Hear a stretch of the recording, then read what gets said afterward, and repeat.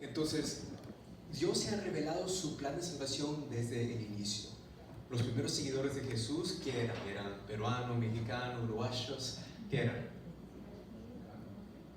Eran judíos. Entonces, pero tú ves el día de hoy que la mayoría de los que ahora creen en Yeshua, en Jesús, como lo llamamos, no son judíos. Ahora son lo que la Biblia llaman gentiles. Para los que no saben esa palabra, simplemente un gentil es alguien que no es judío. Entonces, levántate la mano si eres un gentil. En inglés decimos Gentiles. Pero así empezó, literalmente con solamente judíos. Los primeros seguidores de Jesús eran judíos. Entonces la manera como ellos veían a Jesús es muy diferente que de la manera como nosotros ahora en el siglo XXI viviendo en Norteamérica lo vemos. Hablé acerca de cómo si tú lees la Biblia nomás sin el entendimiento profundo judío, es una historia nomás. Una historia bien chévere, bien cool. Es como la película de los Avengers. Jesús es simplemente otro superhéroe. Wow, mira sus poderes, él podía sanar a los enfermos, él resucitaba a los muertos, caminar sobre el agua, wow, qué bonito. Pero ¿qué tiene que ver este Jesús con mi vida? ¿Cómo la vida de este carpintero que vivió hace 2000 años atrás afecta mi vida el día de hoy? Los primeros seguidores de Jesús veían a Jesús como lo que llamamos el Mesías, el cumplimiento del plan de Dios para restaurar a la humanidad del pecado y la muerte. Y obviamente lo que ahora, el día de hoy, 2000 años después, lo que sabemos acerca de Jesús, más que todo viene de los testigos, los que vieron a Jesús en persona, que lo conocieron en persona. Jesús empezó su ministerio, dice la Biblia, a los 30 años y él fue crucificado a los 33. Entonces en 3 años tenemos lo que ahora llamamos los evangelios, de Mateo hasta Juan, escrito por personas que vivían y conocían a Jesús en esos 3 años. Y ellos escribieron, apuntaron todo lo que habían visto, lo que escucharon de Jesús, y usaron esto para compartir lo que ahora tenemos el día de hoy como la Biblia. La Biblia como existe el día de hoy no existía en esa época. Lo que tenías en esa época era simplemente lo que ahora llamamos el Antiguo Testamento. El primer evangelio fue Marcos, que no fue escrito hasta más o menos el año 50, unos más o menos entre 15 y 20 años después de Cristo. Pero sabemos de que lo que cuentan es verdadero porque estos eran personas que conocían personalmente a Jesús. Dormían con él, comían con él, hasta Juan, que vamos a leer el día de hoy, hasta estaba ahí cuando Jesús fue crucificado, el único de los discípulos que no corrió como los otros. Y el libro, todos conocen el libro de Juan, el Evangelio de San Juan, pero muchos más o menos, yo diría que realmente hay una palabra que yo tuve que buscar en el Google Traductor. Subestimamos lo que llamamos las epístolas. Son las cartas, son las cartas, porque no son como los evangelios. Cuando tú lees Mateo, Marcos, Lucas y Juan, son bien fáciles de leer porque son historias, son narrativas básicamente. Pero y el propósito, como yo acabo de decir, la razón por que escribieron esos evangelios era para compartir la historia de Jesús.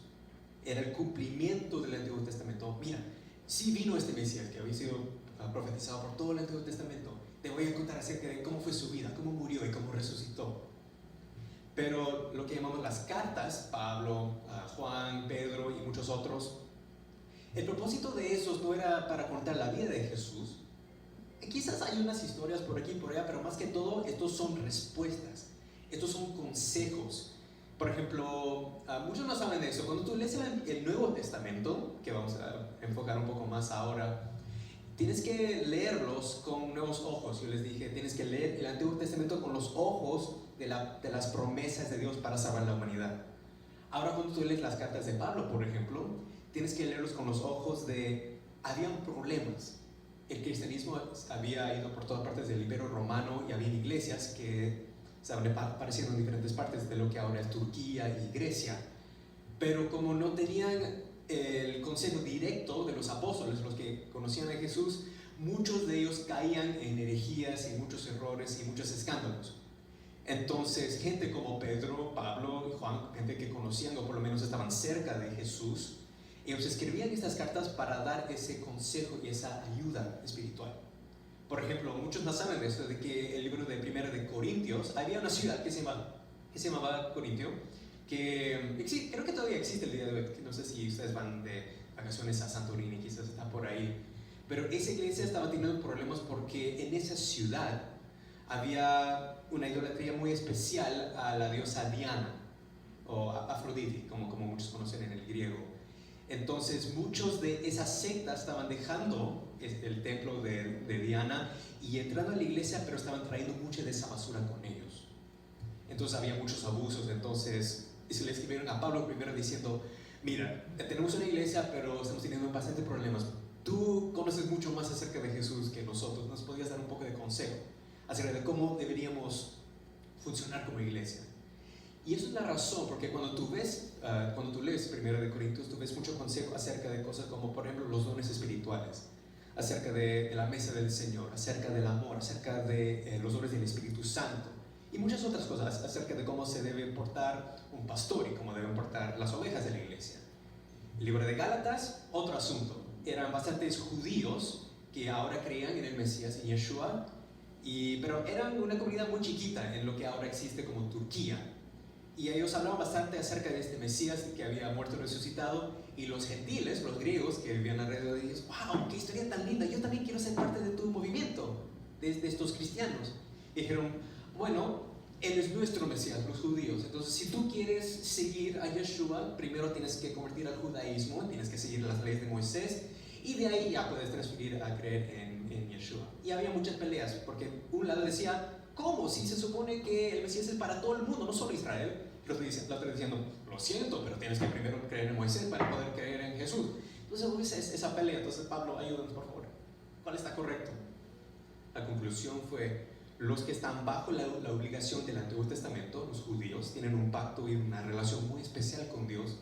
Ellos sí, ya practican lo que ahora llamamos el kosher. También lo dicen en español. El kosher es esa dieta que tienes que seguir, y cómo te vistes y cómo oras. Pero si alguien viene de los gentiles, un griego por ejemplo, que tiene nada que ver con los judíos, y él quiere creer en Yeshua y él quiere ser un cristiano, que lo haga. No pongas un peso que no les pertenece. Si ellos quieren seguir a Jesús, que sigan a Jesús, porque el evangelio es para todos. Entonces, por eso, ahora cuando tú lees estos libros, ahora tiene sentido, porque estás poniendo tanto enfoque en la gracia, no en la ley de Moisés. Ahora tiene sentido. Entonces, ahora con esos lentes, más o menos, vamos a leer la primera carta, no el evangelio, la primera carta de San Juan. Acá arriba lo tenemos en la Reina Valera. Yo personalmente prefiero leer de la Nueva Versión Internacional porque es un poco más fácil para mí. Pero lo que me encanta de esto, ahora para un poco de contexto, este libro fue escrito por Juan, el discípulo de Jesús. Los que no saben, era básicamente el bebé del grupo. Era el más jovencito entre todos los discípulos. Cuando fue crucificado Jesús, dicen los scholars, los que estudian más de esto, que tenía más o menos unos 20 años. Menor que yo, mira, yo tengo 23. Entonces él fue el sobreviviente. Todos los otros discípulos eventualmente fueron matados por su fe. El único que no fue Juan. Entonces, más o menos dicen los que estudian eso, de que el primer libro de Juan fue escrito más o menos entre los años 70 y 90 después de Cristo. Jesús fue crucificado más o menos el año 30. Entonces ya es un ancianito, como diríamos, Juan. Y todos los otros discípulos, como Pablo, a Pedro, Andrés, todos estaban muertos. Era el único testigo físico de la muerte y la resurrección de Jesús. Entonces, cuando él estaba hablando a los cristianos, y esto aplica ahora, ya han pasado muchos años, entonces ahora hay más o menos un balance de cristianos que eran judíos, más lo que llamamos el día de hoy judíos mesiánicos, y el cristiano, y eso es una palabra griega, los que creen en el Cristo, en el Mesías. Nosotros no somos judíos, pero creemos en el Mesías judío. Entonces, la manera como él habla, y me encanta esto, cuando tú lees este libro, imagínalo como un padre sentado, y tiene en su regazo sus hijos, y está hablando de ellos padre a hijo, con mucho amor y mucho cariño. Él está compartiendo con la iglesia lo que él vio, lo que él entendió de haber visto y haber estado con Jesús de Nazaret. Entonces, como te dije, él habla con el corazón de un padre.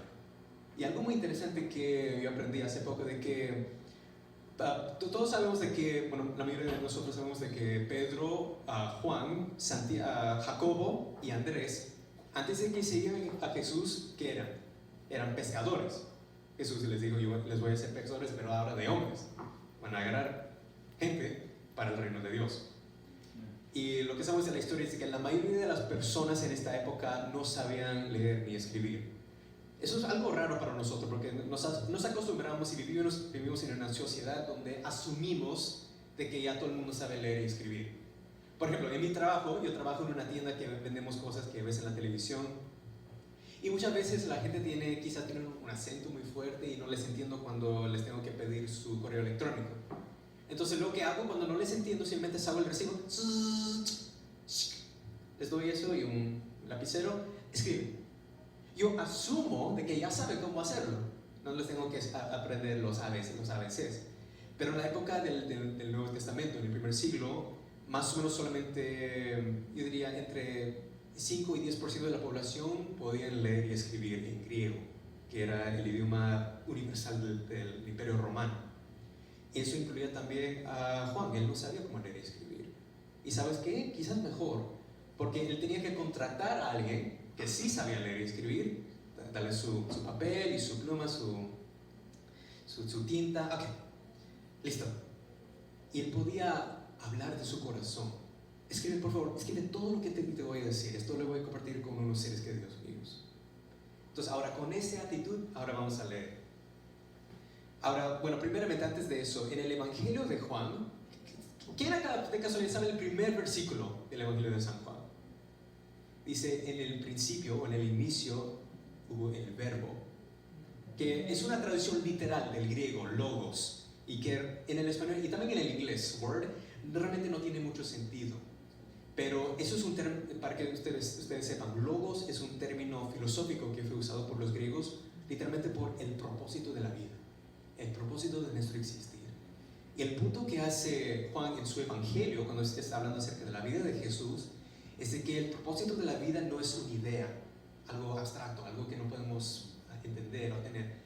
Él está diciendo que el mismo Dios, el único Dios, es el propósito de la vida, y Él ajustó a nosotros. Él se hizo carne, el verbo se hizo carne.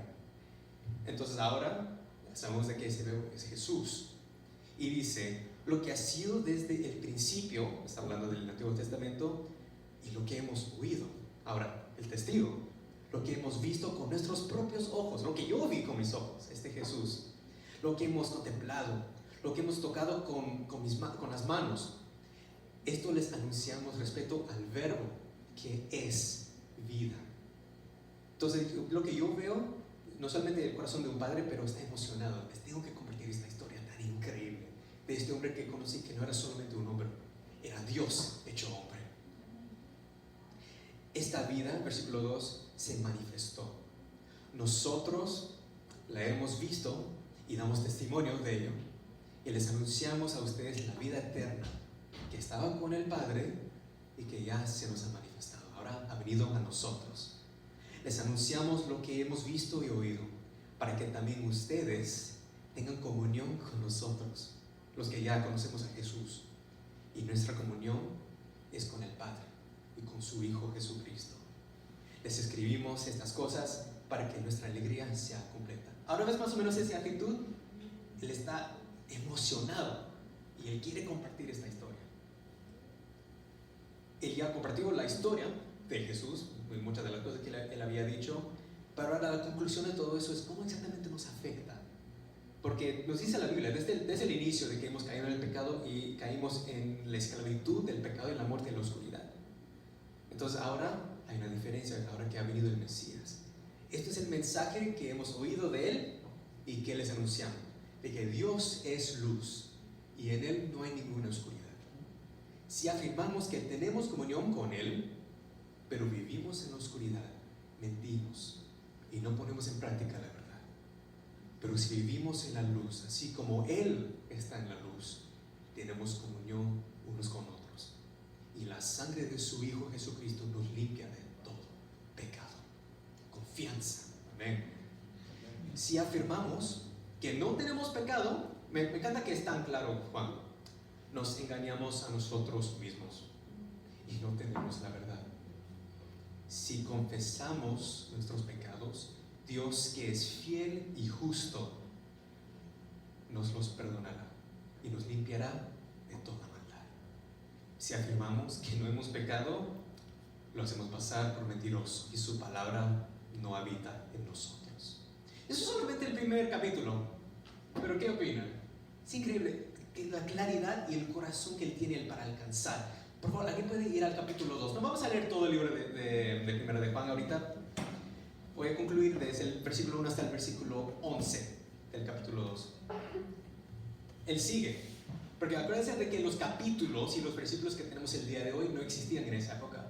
Estaba toda la vez, ahí estaba el tipo sentado apuntando todo, y ahí estaba nomás Juan, un ancianito, pero derramando su corazón. Y dice: mis queridos hijos, les escribo estas cosas para que no pequen. Pero si alguno peca, porque lo vamos a hacer, somos seres humanos, tenemos ante el Padre un intercesor, a Jesucristo el justo. Él es el sacrificio por el perdón de nuestros pecados, y no solo por los nuestros, sino por los de todo el mundo. No importa si eres judío o gentil. ¿Cómo sabemos si hemos llegado a conocer a Dios? Si obedecemos sus mandamientos. El que afirma: lo conozco a Dios, pero no obedece sus mandamientos, es un mentiroso y no tiene la verdad. En cambio, el amor de Dios se manifiesta. ¿Ves? No solamente creer, no es una decisión intelectual, es algo que debe cambiar tu corazón y cambiar la manera como tú vives. El amor de Dios se manifiesta plenamente en la vida de Él que obedece su palabra. De este modo sabemos que estamos unidos a Él. El que afirma que permanece en Él debe vivir como Él, como Jesucristo vivió. Por si acaso, lee mi evangelio otra vez para que vean cómo vivió este Jesús de Nazaret. Queridos hermanos, lo que les escribo no es un mandamiento nuevo, sino uno antiguo, desde el Antiguo Testamento, que han tenido desde el principio. Este mandamiento antiguo es el mensaje que ya oyeron. Por otra parte, lo que les escribo es un mandamiento nuevo, cuya verdad se manifiesta tanto en la vida de Cristo como en la de ustedes, porque la oscuridad se ha desvanecido y la brilla de luz verdadera, y ya brilla la luz verdadera, perdón.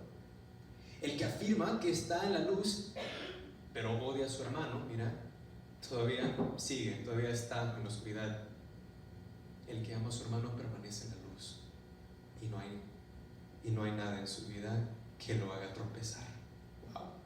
Y el último: pero el que odia a su hermano está en la oscuridad y en ella vive, y no sabe a dónde va, porque en la oscuridad no la deja ver. En los domingos que vamos a estar siguiendo, vamos a seguir leyendo. En total hay 5 capítulos, pero me encanta la actitud de Juan, hablando como padre, y hablando, como decimos en inglés, first hand, es una palabra que usamos, alguien que realmente estuvo ahí, que quizás Jesús lo llamó cuando tenía unos 16, 18 años, joven, y este tipo de la nada, él está pescando, y este hombre, este carpintero, él le dice: oye, deja tu chamba, deja tu trabajo y sígueme. Y en fe dijo: ok, bueno, ¿quién es este hombre? Me cae bien, es muy amable, mira cómo está ayudando a la gente. Pero luego ve sus milagros, luego ve cómo sana, ve cómo restaura vidas, ve cómo hasta resucita a muertos, él ve cómo él provee comida cuando hay necesidad. Y le escucha sus palabras, no tratando de destruir o sobrepasar el Antiguo Testamento, sino trayéndolo todo a su cumplimiento. Y tristemente viendo cómo él muere, literalmente estando ahí con su madre, con la madre de Jesús, y teniendo que tomar cargo de ella porque estaba a punto de morir su hijo. Pero fue también uno de los primeros testigos de este Mesías que ha resucitado. El punto que vas a ver, y vamos a seguir leyendo el libro de Primera de Juan, como te dije antes, creo que es uno de los libros más subestimados, porque no entendemos el corazón de los que escribieron en la Biblia. Mucha gente ve en el Evangelio y ve en el cristianismo como algo que te quiere controlar, ¿sí o no? Hay gente que se va de la iglesia y quiere nada que ver con Dios. Es que yo no quiero a alguien que me diga lo que yo tengo que hacer y que me controle la vida. No se dan cuenta de que esa vida que tú quieres vivir en el mundo, Juan habla acerca de eso, eres un esclavo sin darte cuenta. El pecado siempre trae la muerte. en lugar de Dios, también ahora Dios se quiere tomar ese lugar para expresarnos, no. Nuestra libertad es en el verbo. Lo que se le está diciendo es que el propósito de la vida, y estás verdaderamente libre si tú cumples el propósito de tu vida. Y el propósito de tu vida es conocer y amar a este Dios que te creó y que te ama. Y Él hizo todo lo que podía hacer para alcanzarte, porque Él sabía que es imposible para el pecador muerto espiritualmente alcanzar a Él. Entonces yo vi el verbo que se hizo carne. Yo vi Dios mismo ajustándose a mí, porque yo no podía ajustarme a Él. Y ahora yo veo mi vida transformada. Yo veo las vidas de cada persona que se encontró con Jesús, aunque lo creyeron o no, fueron transformados. Hasta los mismos enemigos de Jesús no se quedaron iguales. Hasta Pilatos, el que condenó a Jesús a la muerte, se dio cuenta de que no le estaban condenando porque él había hecho algo malo, sino por envidia. Porque ellos todas sus vidas con el Torah, con el Antiguo Testamento, tratando de mejorar las vidas de la gente, y no podían hacer nada porque rechazaban el cumplimiento de lo que habían estado leyendo. Él les dijo: si realmente tú creyeras en Moisés, en Abraham y todos los héroes del Antiguo Testamento, tú creerías en mí, porque ellos escribían cerca de mí. Pero te das cuenta de que Él vio los que sí recibían al Mesías, a Yeshua, cómo sus vidas fueron cambiadas para siempre. Se les mejoró la vida y ahora tenían todo lo que tenían. No, la mayoría, imagínate, la mayoría de los creyentes en Jesús en el primer siglo, en el Imperio Romano, eran esclavos. Eran, ¿cómo se dice? Los homeless. La gente que vivía en la calle, eran básicamente los peores de la sociedad. Muy pocas personas de autoridad o que tienen riqueza seguían a Jesús. Hasta los conocemos por nombre. Entre todos los líderes judíos que estaban básicamente en contra de Jesús, Jesús tenía dos fans entre ellos. Los conocemos por nombre: José de Arimatea y Nicodemo. Y entre los romanos, Cornelio. Tan pocos que lo conocemos por nombre, imagínate. No vamos a conocer los nombres de los miles, literalmente miles de personas, judíos y gentiles, que recibieron a Yeshua como Mesías. Entonces la invitación que estamos haciendo en la iglesia no es para controlar, no es para, este es el estilo de vida que nosotros pensamos que es lo mejor para ti, entonces te lo vamos a dar. Estamos apuntando al propósito de la vida, que mostró para qué realmente fuimos creados, para conocer y amar a un Dios que nos creó y que nos ama. Y la prueba principal del Evangelio es la muerte y la resurrección del Mesías. De que Él anunció, Él dijo: destruyen este templo, yo voy a morir, yo voy a tomar sobre mí mismo los pecados del mundo, pero la muerte no va a tener poder sobre mí. Y porque Él vive, ahora yo también tengo la esperanza. Como que, ¿qué dijo Jesús? Yo soy, ¿qué? La resurrección y la vida. ¿Qué pasa? El que cree en mí, aunque muera, vivirá. Entonces, no solamente para los que están acá con nosotros, sino para cada persona viendo esto por YouTube, la invitación del Evangelio es para conocer no solamente una idea, una religión, una iglesia, es para conocer una persona que es humano y Dios. Y como dice Él, tenemos un intercesor, un mediador, que Él puede simpatizar, empatizar, Él puede sentir el dolor y todas las debilidades que nosotros tenemos como seres humanos, pero como Él es Dios, Él tiene el poder para restaurarnos y redimirnos. Entonces, para nosotros que estamos acá y también para los que están viendo este video en YouTube, les invito a que hagan esta oración de arrepentimiento. No es una decisión intelectual. Yo tengo un amigo que hace muchos años me lo puso de esta forma: intelectualmente yo puedo creer de que esta silla detrás mío tiene la estructura y tiene todo el potencial para aguantar mi peso. Yo creo que soy 120 libras, más o menos 55 kilos. Yo tengo la fe intelectual de que esto va a apoyar mi peso si me siento en ello. Y yo estoy diciendo a todo el mundo: sí, este sí está muy fuerte, puedes sentarte sin problema, no te vas a caer ni nada.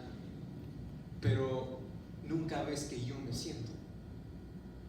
Porque si tú crees tanto, ¿por qué no te sientas? ¿Por qué no se manifiesta esa fe que se supone que tú tienes?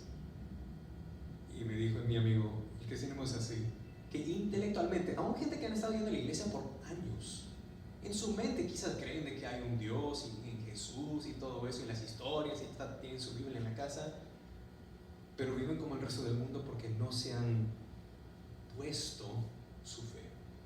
Realmente no han apoyado su vida, no han puesto sus vidas en las manos desde que se supone que creen.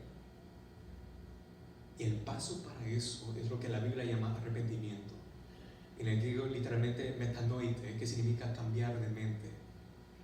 Pero el cambio de mente es un cambio de corazón. Y el cambio de corazón cambia quién tú eres.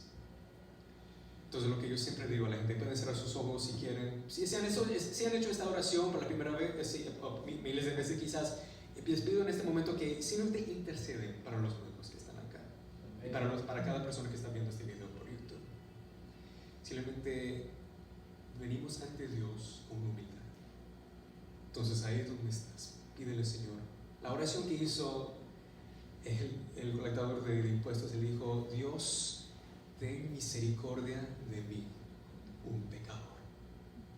Y dice, como dijo Juan, si tú confiesas tus pecados, Dios es fiel y Él es justo, y Él te perdonará tus pecados y te limpiará de toda maldad. Y Él sabe lo que está ahí en tu corazón. Yo no, quizás ninguna persona en este lugar lo puede saber, pero Dios sí lo sabe y tú lo sabes. Y si tú puedes poner eso en sus manos, Él te ofrece vida eterna. Simplemente, Dios, ten misericordia de mí, un pecador. Y ahí donde estás, el pecado que tú tengas, lo que sea, Señor, yo miento, yo hablo mal de la gente, yo chismeo, yo trato mal a la gente, yo soy deshonesto, soy flojo, lo que sea. Y dice, Señor, ten misericordia de mí. Y no le estamos rogando a Dios, tenemos confianza porque su Hijo tomó ese pecado ya. Cuando le pedimos al Señor por misericordia, lo pedimos con confianza, porque le alegra a Dios y Él siempre está listo y dispuesto para darte esa nueva vida, para darte su amor y su misericordia. Y si esto es tu primera vez haciendo esto, ahora confiesa esto: yo confieso con mi boca de que Jesucristo es el Señor, de que Él murió en la cruz por mis pecados y de que Él resucitó de entre los muertos para darme vida eterna. Y si tú dices eso de tu corazón, dice la Biblia que tú recibes la salvación. Nunca es por obras. Dice Efesios 2 de que por la gracia hemos sido salvos, por fe, no por nuestras obras. Es literalmente el regalo de Dios, para que nadie pueda entrar al cielo diciendo: yo estoy aquí porque yo fui tan buena persona. No, tú vas al cielo porque el Dios en lo que has creído es un Dios bueno, no tú ni yo. Y Señor, en este momento, Espíritu Santo, ahora llena ese vacío en mi corazón, que estaba lleno de pecado y toda esa maldad y muerte espiritual. Espíritu Santo, da vida. Jesús es vida. Llena mi corazón y déjame vivir, ayúdame para vivir como este Jesús, este Dios hombre. Yo no voy a ser Dios, pero alguien muy influencial en el mundo cristiano dijo: el Hijo de Dios se hizo hombre, se hizo un ser humano, para que los seres humanos podrían ser hijos e hijas de Dios. Eso es el milagro más grande que yo puedo ver. No es que un leproso se sana, no es que un ciego ve o un